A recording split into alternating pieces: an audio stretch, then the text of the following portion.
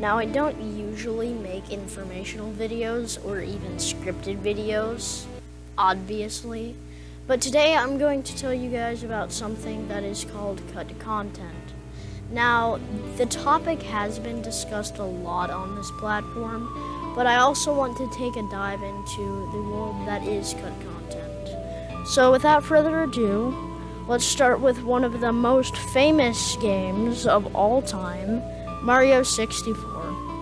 Mario 64 had quite a bit of cut content, such as enemies, art, and even maps. The first cut content we will be talking about is actually a monster from Super Mario World, the Blarg. The Blarg was actually going to make an appearance in Lethal Lava Land, but was removed for reasons I can't really find. He was probably supposed to jump and attack Mario as he was riding a Koopa shell, or if the player was stupid enough to just go towards him. Another piece of cut content is the Motos. Motos are enemies that were supposed to be in Lethal Lava Land too. They were also meant for Bob-omb Battlefield, but whatever. The Motos were supposed to attack the player by picking up Mario and throwing him. Onto a new bonus character, or item. This unused flower graphic was actually going to be used in Lethal Lava Land. Kinda ironic if you ask me. Also, there's this very mysterious unused hopper enemy that we actually don't know much of. There was actually supposed to be a trampoline. The trampoline was supposed to appear in the cap stage, and it looks like this. I think that should be good to wrap that up for Mario 64. So let's get on to the next game, Half-Life. Half-Life had quite a bit of cut content too, from maps to weapons to enemies and more. The first thing we will be covering is the Panther Eye. The Panther Eye is a very early enemy going all the way back to just concept art. The Panther Eye would have attacked by lunging toward the player. Now, this isn't cut content really, but I just want to show the evolution of Barney because he had a lot of variations. So for the first one, I would like to show the most early version of Barney.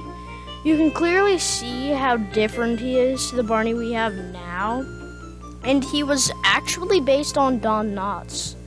And that's also why he looks so surprised in his early version. There isn't much more to say about him, other than the fact that he was actually reskinned into the construction worker that you see at the beginning of Half-Life. A very obscure Barney is this one. He basically looks like the Barney we have today, except for a few minor changes in the face and vest. The last Barney I wanted to show was the Ted Barney. The reason why it's called Ted Barney is actually because it's named after Ted Backman, whose face was used for the likeness of both Ted Barney and actually Nalo 2 from Half-Life 2. Some cut scientists are the mad scientists who both got concept art and a model, and the Egan scientist who actually kind of looks like Rick Astley, not gonna lie. Also, here are some cut lines for the scientists. Tell him to stand back from the focal stage. That suit won't do him any good if he wanders into the beam. What is he doing in there? He waited too long. We can't contain it. I feel like that should be it for Half-Life. So on to the last but not least game, Banjo-Kazooie. Let's start off with the alpha version of the game that was actually so far back that it ran on the Super NES. and was originally called Project Dream. The protagonist was not yet a bear or bird. In fact, it was a guy named Edison, who actually had a similar design to Banjo and clearly had the same hair as Kazooie. But let's move on to a later build that actually had a couple cut fruit, including cherry, strawberry, and probably more that I just don't know. There was actually a snail kind of enemy in this build and some sort of helmet enemy.